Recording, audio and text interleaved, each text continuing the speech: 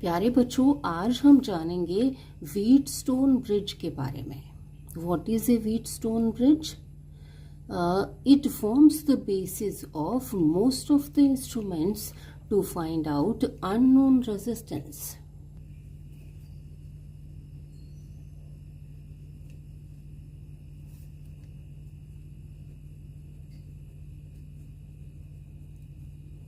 Why the name Wheatstone Bridge? It was popularized by Sir Charles Wheatstone. Of course, it was invented by Samuel Hunter Christie, but after its invention, after 10 years of its invention, it was popularized by Sir Charles Wheatstone, and hence the name Wheatstone Bridge. It consists of 4 resistances P, Q, R and S connected in the form of a bridge. A cell of EMF E is connected across the ends A and C through a key K1. A galvanometer of resistance G is connected between B and D through key K2. Out of these 4 resistances P, Q, R and S, S is unknown, whose value is to be determined. Now, current I flows through this circuit. At point A, I divides itself into 2 branches, one through P and another through R. Current I1 flows through P. So, the rest of the current I minus I1 flows through R.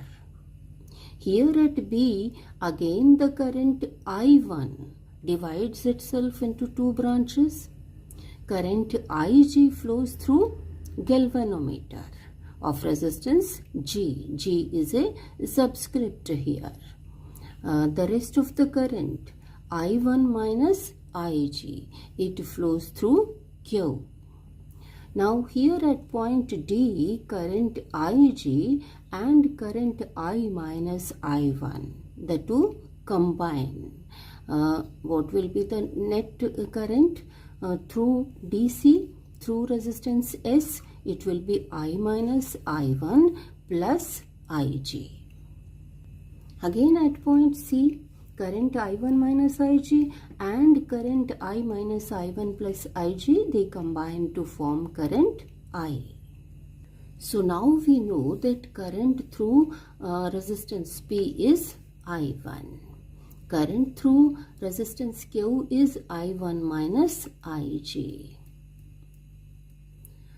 Through R it is I minus I1, and through S it is I minus I1 plus Ig.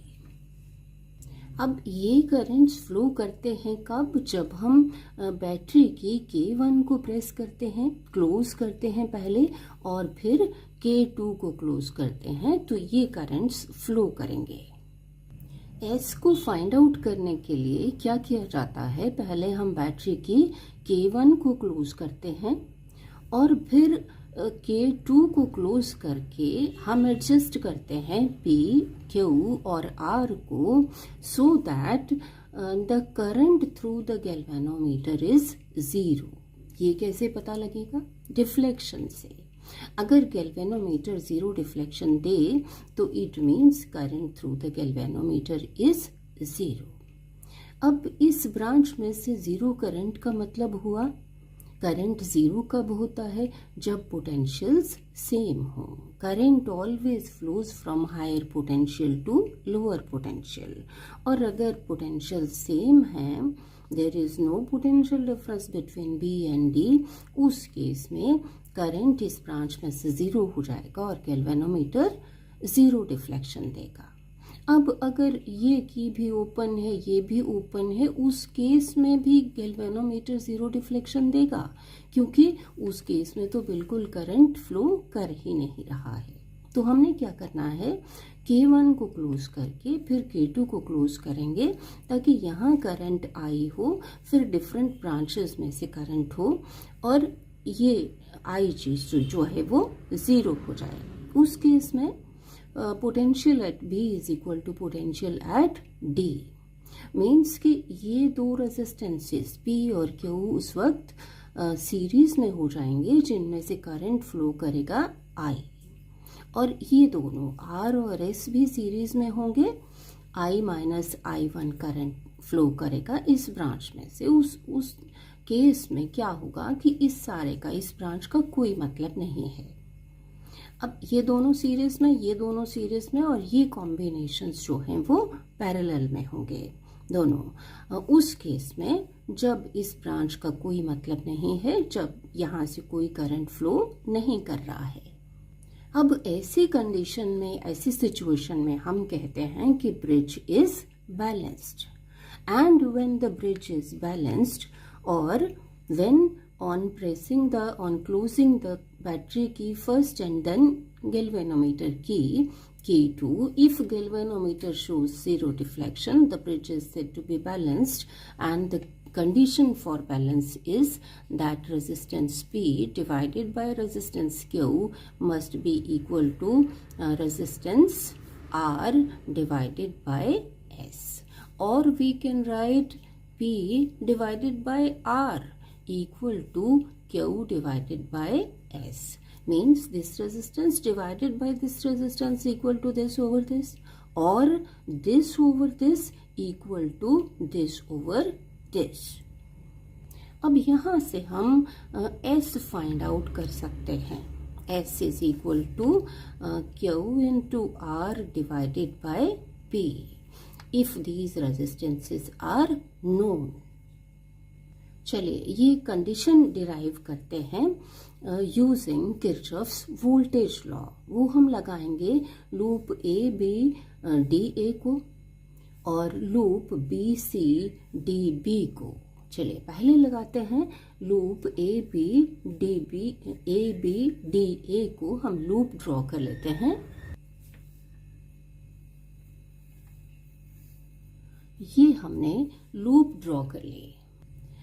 अब इस loop में हम यहाँ से शुरू कर लेते हैं। Resistance P, current through P I1, product हो गया I1 into P, I1 into P। आगे देखिए कि हम इस तरफ ट्रेवल कर रहे हैं जहाँ पर कि रेजिस्टेंस है गैल्वेनोमीटर का G, करंट है IG, प्रोडक्ट हो गया IG इंटू G। पॉजिटिव होगा ये product because we are traversing in the direction of current. आगे चलिए, resistance R and current I minus I1, product हो गया I minus I1 into R। अब ये प्रोडक्ट जो है नेगेटिव होगा because we are traversing opposite to the direction of current. This must be equal to 0 because there is no cell in this closed circuit ABDA. अब हम लगाएंगे Kirchhoff's voltage law to closed circuit BCDB। यहाँ पर भी हम draw कर लेते हैं। अभी इस लूप में देखिए कि करंट है I1 माइनस IG जो फ्लो कर रहा है रेजिस्टेंस Q में से। Product of current and resistance क्या हो गया I1 minus IG into Q। ये product positive because we are traversing in the direction of current. आगे देखिए कि रेजिस्टेंस S में से हम ट्रेवर्स कर रहे हैं opposite to this current, so product हो गया negative minus I1 plus IG, ये करंट इंटू रेजिस्टेंस S, ये प्रोडक्ट नेगेटिव। अब आगे देखिए यहाँ से हम ट्रेवर्स कर रहे हैं again opposite to current IG, product negative हो गया minus IG into G। This also equal to 0 क्योंकि कोई EMF, कोई सेल इस क्लोज्ड सर्किट में भी नहीं है। इसको हम इक्वेशन 1 कह देते हैं, इसको इक्वेशन 2 कह देते हैं। जैसा कि मैंने पहले कहा, हम एडजस्ट करेंगे P, Q और R को so that there is no deflection in the galvanometer, no current through this branch BD, means IG should be 0. Means in case when this Wheatstone bridge is balanced, in that case IG is equal to 0. Let us substitute IG is equal to 0 in this equation and in this equation. Equation 1 will become I1 into P plus IG is 0. ये नहीं लिखेंगे, आगे आपके पास आ जाएगा या plus 0 minus I1 into R equal to 0. तो हमारे पास ये इक्वेशन आ गई I1 into P equal to, इसको उधर जाके पॉजिटिव लिख लेंगे, I minus I1 into R. इसको इक्वेशन 3 कह देते हैं. अब इक्वेशन 2 में हम IG को 0 पुट करेंगे तो ये इक्वेशन 2 क्या बन जाएगी, IG 0 हो गया, इसको नहीं लिखेंगे, into Q minus I minus I1, IG 0 हो गया, इंटू S माइनस ये टर्म नहीं आएगी क्योंकि IG 0. So this is equal to 0 and I1 into Q equal to, ये माइनस इधर जाके I minus I1 into S. इसको हम इक्वेशन 4 लिख लेते हैं. इक्वेशन 3 और 4 को हम डिवाइड कर देंगे. डिवाइड जब करेंगे तो ये side I1 into P divided by I1 into Q इस साइड पे इक्वल टू, इस साइड पे क्या आएगा, I minus I1 into R. इसको लिखा डिवाइडेड बाय, इसको लिखा I minus I1 into S. तो हमारे पास ये I1 कैंसिल हो जाएगा, ये टर्म ये कैंसिल हो जाएगा, तो हमारे पास कंडीशन आ गई P over Q is equal to R over S. तो हमने ये प्रूव कर दिया कि this is the condition for balanced bridge. This is also called the principle of Wheatstone bridge. So यहाँ से हम वैल्यू S की फाइंड आउट कर सकते हैं knowing the values of P, Q and R. एक और एप्लीकेशन है इसकी जिसमें कि हम गैल्वेनोमीटर का रेजिस्टेंस फाइंड आउट करते हैं. यहाँ गैल्वेनोमीटर को, इस रेजिस्टेंस गैल्वेनोमीटर का मान लीजिए रेजिस्टेंस फाइंड आउट करना है, तो हम यहाँ के बजाय इसको S की जगह लगा देते हैं. इस तरीके से हम गैल्वेनोमीटर को यहाँ लगा देंगे और यहाँ पर अब देखिए कि यहाँ से करंट I और इस ब्रांच में P में करंट I1 फ्लो करेगा, इधर I माइनस I1 फ्लो करेगा. अब यहाँ से जब ये की क्लोज होगी और इसको क्लोज करेंगे तो ये करंट I0 फ्लो करेगा. तो यहाँ पे आगे कंबाइन हो जाएगा करंट I माइनस I1 यहाँ से और I0 यहाँ से, और इधर इस ब्रांच में से उसी तरह से I1 माइनस I0, क्योंकि इधर करंट I0 गया. तो यहाँ हम क्या करते हैं, पहले हम इस की को K1 को क्लोज कर लेते हैं, K2 को ओपन रखते हैं. K2 ओपन मीन्स ये I0 जो है वो 0 हो जाएगा इनिशियली. I0 के 0 होने से क्या होगा कि यहाँ पर करंट I1 फ्लो करेगा, Q में से भी, यहाँ से भी I1, इधर भी I1 और इधर I माइनस I1, और इधर कितना करंट फ्लो करेगा, I0 0 है तो current through galvanometer I minus I1. तो यहाँ गैल्वेनोमीटर कुछ डिफ्लेक्शन देगा. मान लीजिए कि डिफ्लेक्शन है n, एंड से n इज इक्वल टू 15. 0 से 30 तक गैल्वेनोमीटर में दोनों साइड पर डिफ्लेक्शंस होती हैं. स्केल 0 to 30, एक तरफ सेंटर में 0 होता है, आप जानते हैं. सो से n इज द डिफ्लेक्शन. इस डिफ्लेक्शन, ये डिफ्लेक्शन क्यों आए, क्योंकि इसमें से करंट फ्लो कर रहा है I माइनस I1. अब हम क्या करेंगे कि K2 को क्लोज कर देंगे और फिर P, Q और R को एडजस्ट करेंगे so that deflection is again n equal to 15 same deflection आ जाए। अब ये कैसे हुआ? सेम डिफ्लेक्शन कब होगी? जब आई नॉट 0 हो जाए या इस ब्रांच में से कोई करंट फ्लो ना करे, means the bridge is balanced.